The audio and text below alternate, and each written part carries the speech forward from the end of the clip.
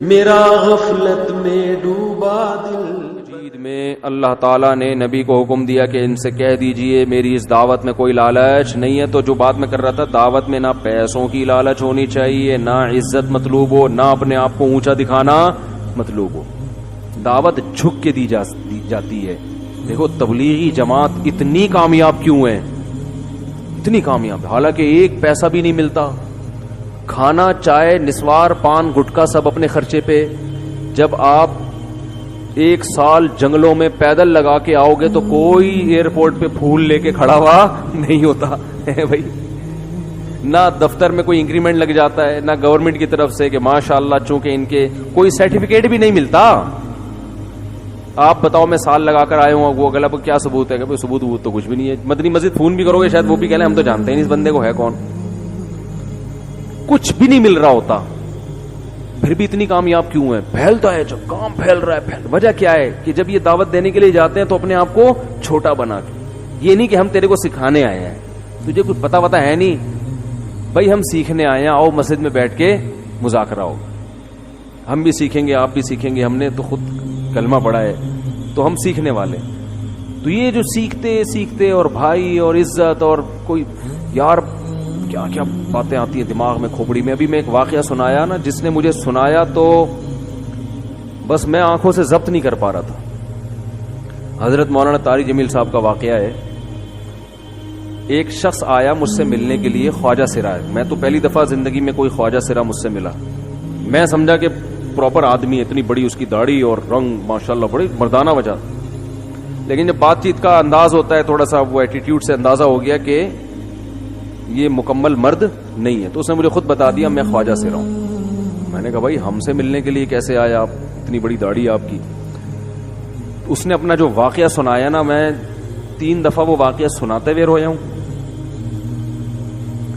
اور جب وہ سنا رہا تھا اس وقت میرے آنکھوں سے آنسو نکل رہے تھے. اس نے یہ ابھی بھی میرا بیان سنتا ہے وہ. اس نے واقعہ سنایا کہ میں جب پیدا ہوا تھا نا تو میں خواجہ سرا تھا. گھر میں ایسا بچہ پیدا ہو جائے والدین کی طرف سے عزت نہیں ملتی. جب 10-12 سال کا ہوا تو نہ بھائی مجھے عزت دے رہا ہے اور نہ میرا والد مجھے عزت دے رہا ہے. میں بھائی کے ساتھ کہتا ہوں مجھے باہر لے کے جاؤ تو وہ کہتے ہیں لوگ میرا مذاق اڑائیں گے تمہیں دیکھ کے. ظاہر ہے اس کی حرکتیں تھوڑی زنانہ لڑکیوں والی حرکتیں ہوتی ہیں. اور والد بھی کہیں محفلوں میں نہیں لے کے جا رہے, ایک مذاق اڑایا جاتا ہے. کہنے ایک دفعہ میں کہیں گزر رہا تھا تو یہ جو ہوتے ہیں نا خواجہ سراؤں کی پوری ایک جماعت تھی, انہوں نے مجھے پہچان لیا, دیکھا اتنا اچھا. اس وقت نہ اس کی داڑھی اور یعنی اس میں خواتین والی ہی علامتیں تھیں زیادہ. تو انہوں نے مجھے کہہ رہے اتنی عزت دی, کھانا کھلایا اور اپنے گرو کے پاس لے کر گئے. اور گرو نے کہا کہ تم ہمارے ایجنٹ بن جاؤ, ہم تمہیں پھر اب ڈانس ماس کروائیں گے, آدھے تمہارے آدھے ہمارے, جو بھی اس کا سیٹ. کہہ رہے مجھے پہلی دفعہ کہیں عزت ملی. تو لیکن میرے ابا کو پتہ چل گیا تو ابا نے لا کے طبیعت سے کوٹ دیا, ٹھیک ہے نا, کہ دوبارہ ان میں نہیں بیٹھنا. ٹھیک ہے ہم نے توبہ کر لی بھائی, یہ برے لوگ ہیں, ڈانس ماس اچھی چیز نہیں ہے, ٹھیک ہے. تو اب کیا ہوا, کہتے ہیں کہ پھر جو ہے نا کچھ دنوں میں کہیں کسی سے جھگڑا میرا ہوا کسی بات پہ, تو اس نے انتقام لینے کے لیے شکایت لگا دی ابا کو کہ یہ دوبارہ ان کے پاس گیا. حالانکہ وہ جھوٹی شکایت تھی. اب ابا کو لگا کہ یہ صحیح کہہ رہا ہے جس نے شکایت لگائی ہے, کیونکہ شبہ تو تھا نا ابا کو دوبارہ جائے گا. ابا نے پھر مارا. کہہ رہے میں بول رہا ہوں کہ میں نے یہ کام نہیں کیا, میں نہیں جا رہا ان کے پاس, میں نہ ناچ گانا سیکھ رہا ہوں, کچھ بھی نہیں. لیکن ابا نے اس کی باتوں میں آ کے انکوائری نہیں کی ہوگی پوری, وہ سمجھے ہوں گے کہ بھئی ایسا ہی ہے. تو ابا نے پھر کٹائی لگائی. تو اس کے دل میں منفی جذبات پیدا ہو گئے اور یہ گھر سے بھاگ گیا کہ بھئی مجھے ویسے تو عزت نہ یہاں مل رہی ہے اور میں اب ذلت برداشت بھی کر رہا ہوں تو بھی. کہہ رہے میں وہاں چلا گیا. تو جب میں وہاں گیا ہوں نا خواجہ سراؤں کے ہاں, تو وہی گرو اور ڈانس, اور پھر اس نے مشہور کچھ ایکٹروں کے نام بتائے جن کے ساتھ ہم ڈانس کرتے تھے, اور پیسے آنا شروع ہو گئے, آدھے گرو کی جیب میں آدھے ہماری, اور ہٹو بچوں. لیکن ظاہر ہے یہ کوئی عزت دار راستہ تو نہیں ہے نا. کہہ رہے ہیں کہیں سے تبلیغی جماعت میں حضرت مولانا طاری جمیل صاحب آ گئے. انہوں نے اجازت مانگی, ہمارے گرو کو پیغام بھیجا بھائی مجھے ایک دفعہ یہاں آ کے دعوت دینا. تو اس نے اجازت دے دی, آ جاؤ بھائی. بیان کیا, ان کو سمجھایا بھئی یہ زندگی نہیں ہے, اللہ کی سیروزے کے لیے بہرحال ترغیب دی. کہہ رہے ہیں میں تیار ہو گیا, باقی لوگ تیار نہیں ہوئے, میں تیار ہو گیا. کہہ رہے میں نے گرو سے اجازت لی. اس نے کہا جاؤ لگا لو سہ روزہ.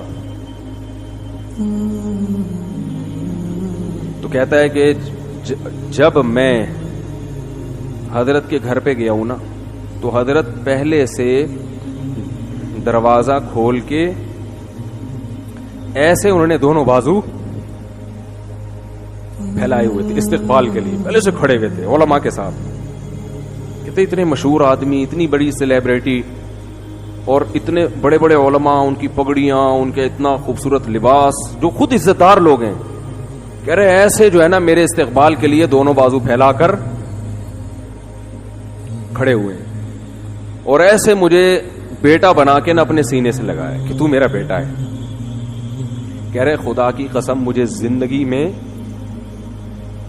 پہلی مرتبہ کسی سے پہلی مرتبہ ایسی عزت ملی مجھے کسی سے, اور اس عزت دینے میں مولانا کا کوئی مفاد,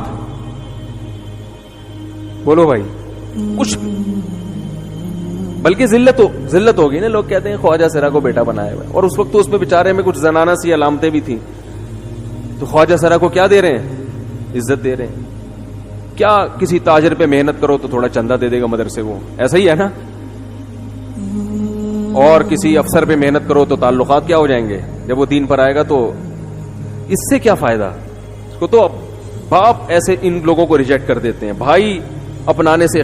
کہہ رہے مجھے یہ اپنا رہے ہیں, ایسے سینے سے لگایا انہوں نے, اور مجھے سہ روزے کی جماعت میں اپنے ساتھ لے کر گئے, کھلاتے تھے, بڑا خیال رکھوایا میرا. کہہ رہے اس کے بعد پھر میں نے گرو سے اجازت لی. وہ گرو چھوڑتے تھوڑی, ان کو پیسے ویسے دیے, جان چھڑائی نا, وہ بھی غلامی کی طرح نکلنا پڑتا ہے. پیسے دیے پتہ نہیں کتنے لاکھ یا کتنے ہزار روپے, وہاں سے پھر نکل کے 4 مہینے اس میں بھی خیال کیا. تو پھر تبلیغ کے بزرگوں سے ملا, پھر انہوں نے پورا مجھے بتایا کہ بھائی تم یہ علاج کرو تاکہ تمہارے اندر یہ زنانہ علامتیں ختم ہو. تو وہ علاج کر رہا تھا ماشاءاللہ, انجیکشن لگے, انجیکشن میں ڈاکٹروں کی بھی مدد کروائی. یہ ایسی NGO ہے میرے بھائی جس کو کوئی بھی NGO نہیں کہتا, نہ ان کے کوئی اشتہار آ رہے ہیں. کتنے لاکھوں لوگوں کو اس طرح سے یہ لے کر بھی آئے اور ان کے مسائل بھی حل کیے, مگر نہ کوئی ویڈیو بن رہی ہے, نہ کوئی اشتہار آ رہا ہے. یہ تو اس نے خود مجھے بتا دیا نا, اور اس نے کہا ایسے سینکڑوں لوگوں کے ساتھ ہوا ہے. تو اس کی ماشاءاللہ اب داڑھی نکل گئی. اس نے کہا آہستہ آہستہ میں اللہ سے امید ہے کہ مکمل مرد بن جاؤں گا میں. تو یہ ہے وہ دعوت جس میں آپ کا کوئی مفاد بولو نہیں. تو دعوت کے کام میں جب تک اس درجے کا اخلاص نہیں ہوگا اس وقت تک آپ کی دعوت میں جان پیدا غفلت میں ڈوبا دل